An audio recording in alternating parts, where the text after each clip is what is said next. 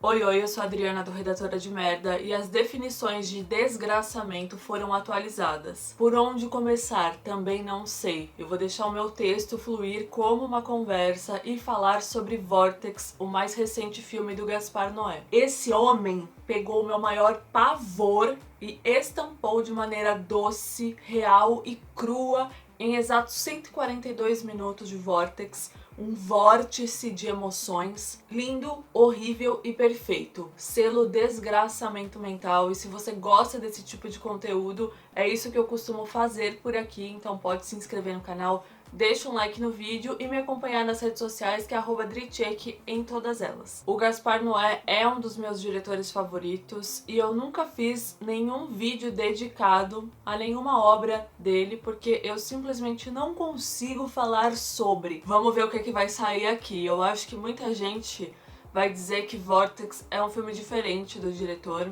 Eu não diria isso, eu acho que singular seria uma boa palavra. Há sim uma mudança de ritmo e de como também dessa vez a sua perturbação ela é diluída numa narrativa gentil, lenta, triste e bela. Talvez ele vá chocar, só que ele vai chocar pela gentileza, pela doçura, e ainda assim ele mantém ali a extrema crueza para tratar a realidade. Em Vortex você não vai encontrar luz piscando, sons abafados, aquele movimento de câmera que desnorteia o espectador, aquela porção de sensações muito sensorial, muito físico, pele, fluidos. Isso falando dos mais conhecidos aí, que tem narrativas mais selvagens, psicodélicas, alucinadas e violentas. Toda a angústia que ele gera pelo caos, mas aqui a gente vai ter uma angústia pelo fim. Os próprios títulos do Noé por si entregam uma expectativa de qual será o ponto trágico. Vortex bate forte porque a expectativa da tragédia é comum e fatídica a todos nós a partir do momento em que nascemos. O fim. Envelhecer pode ser brutal, mas a única alternativa contra isso é morrer.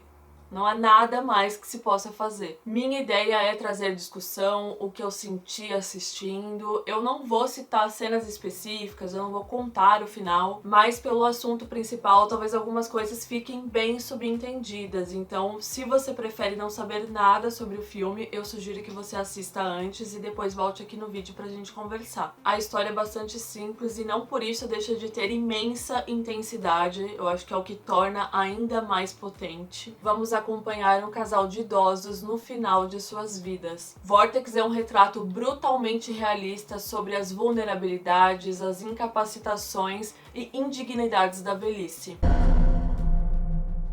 O filme tem poucas pessoas, tem 4 personagens do mesmo núcleo familiar, sendo 2 deles os centrais, sob o nosso olhar o tempo inteiro, e nenhum deles tem nome. A mulher é vivida pela fantástica Françoise Lebrun e o homem é interpretado por ninguém mais, ninguém menos do que Dario Argento. Ele mesmo, o roteirista, diretor, grande cineasta italiano. Ela é uma psiquiatra que não exerce mais a função, ela já se aposentou e sofre de demência. Ela tem alguma doença neurológica degenerativa, mas continua a prescrever receitas que mantêm a casa abastecida com muitas medicações. Eu gosto muito do uso recorrente ali da palavra droga, né, que as drogas costumam ser bastante apontadas nas obras do Gaspar Noé. E a galera esquece que remédio é uma droga também, né? A diferença é que algumas drogas são lícitas e facilmente compradas nas farmácias. E ele, seu marido, que é o Dario Argento, ele é um crítico de cinema e cardíaco. Um intelectual vaidoso, aí nesse aspecto, muitos livros, papéis, rabiscos. Tem livro entulhado até embaixo do sofá, que dá aquela impressão de que estão sentando em cima de livros. Ele participa de grupos de discussões e ele está trabalhando num livro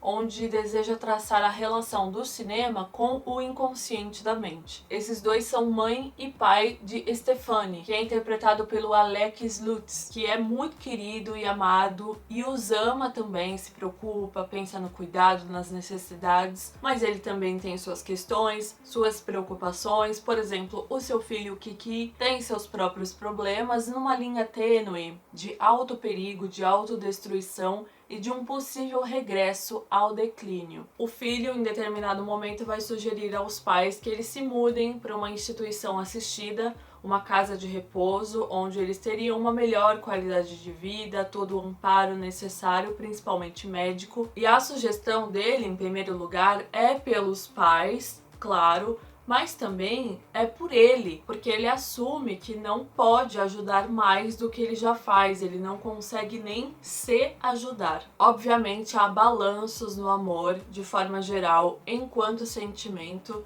e esse é um movimento que o Noé coloca sempre e muito bem em seus filmes, ainda mais nesse onde vemos a fragilidade no que diz respeito a doenças e problemas de saúde. Vortex é um filme que traz um recorte não só de um processo de envelhecimento, de fim, mas um processo de senilidade, no qual existem patologias associadas ao envelhecimento, como por exemplo a demência. É um tema que mexe bastante comigo, causa sensibilidade, por isso que eu falei que seria o meu maior pavor, e nada tem a ver com envelhecer em si, no sentido de aparência, porque eu adoro ficar mais velha, e sim com o meu pânico da perda do controle. A perda do controle do corpo, da mente, da memória, da independência pro básico, a perda de si. Falei bastante sobre isso no conteúdo que eu fiz sobre o filme Meu Pai e 2 outros quadrinhos do Paco Roca. São fantásticos, também indico demais. Eu vou deixar linkado aqui nos cards. Definhar é uma realidade e esse progresso é implacável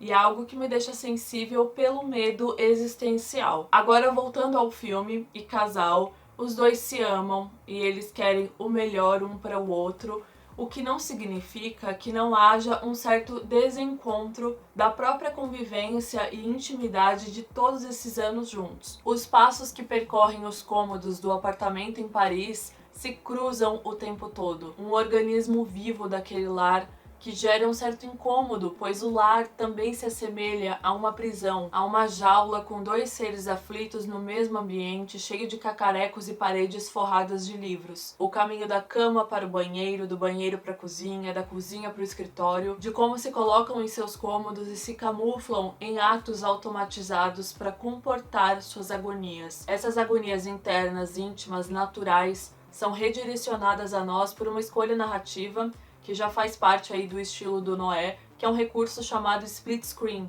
que é a tela dividida. Aumenta muito a experiência de vida real e a gente tem quase que um olhar intruso para dentro dessa casa, constante, ininterrupto e acompanhando cada qual. Durante todo o filme temos 2 telas em uma, 2 personagens, 2 formas de vida não compartilhadas, mas complementares. 2 proximidades, 2 distâncias, muitos pontos de semelhança e contraste, de um espelho empoeirado que se reflete, se choca e também se refrata. O movimento dos olhos para seguir ambos gera um desconforto inicialmente, né? De um lado para o outro a gente vai vagando, mas depois a gente se acostuma. E eu acho que realça também a desorientação da demência, esse espaço no engajamento. Ele se fecha em seus papéis e ela ronda os cômodos com ânsia e esperança de encontrar qualquer resquício de familiaridade e de memória. A deterioração é uma certeza e também um inconveniente. Não há qualquer traço de romantização com relação a isso, assim como não há na vida. Mas também não deixa de ser belo.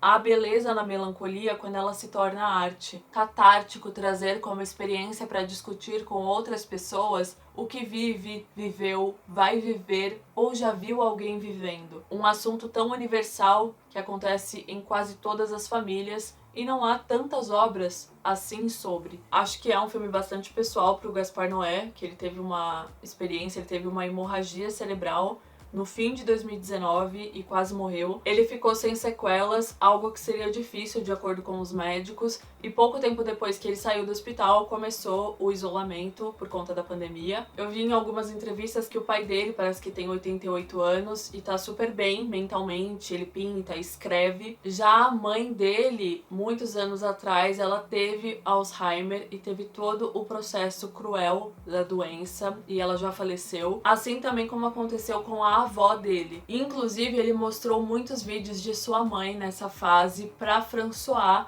para ajudar na construção da personagem. O Gaspar Noé costuma frisar isso, né, de como seus filmes têm argumentos breves e todo um processo de improvisação por trás do que se cria e surge em conjunto. Eu acho fantástico. Vortex é um vórtice de emoções sensíveis e sinceras, sobre realidades que não queremos ver ou evitamos encarar. Falei bastante e eu espero que tenha feito minimamente algum jus a tudo que eu senti assistindo a essa obra, e eu espero também que vocês tenham gostado. A gente continua conversando nos comentários. Um beijo e até a próxima. Tudo que se constrói em algum momento desaparece. Corremos atrás do tempo, vivemos por métricas e ponteiros de relógio. Todos nós vamos morrer. Podemos ser lembrados e celebrados, mas cedo ou tarde seremos apagados. O sonho dentro de um sonho vai acabar.